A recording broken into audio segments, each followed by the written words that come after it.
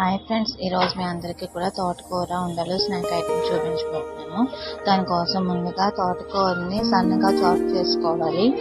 ఇలాగ సన్నగా చాప్ చేసుకున్న దాంట్లో మన ఇడ్లీ రుబ్బు ఉంటుంది కదా, ఆ ఇడ్లీ రుబ్బులోని తోటకూర వేసేసి అందులోని కొంచెం కారం, ఉప్పు అలాగే మసాలా వేసేసి బాగా కలుపుకోవాలి.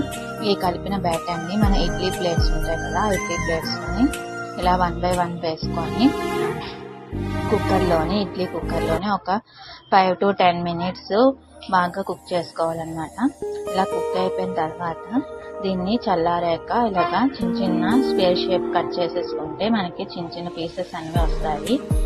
తర్వాత ఒక ప్యాన్లోని పోపు దినుసులు, నూనె, కరివేపాకు, ఎండుమిరపకాయలు వేసుకొని అలాగే టమాటా వేసుకొని కావాలంటే ఆనియన్ కూడా వేసుకోవచ్చు. ఇలాగా ఫ్రై చేసుకొని పైన నూనె పొడి కొంచెం వేసుకుంటే మనకి తోటకూర రెడీ అయిపోతుంది.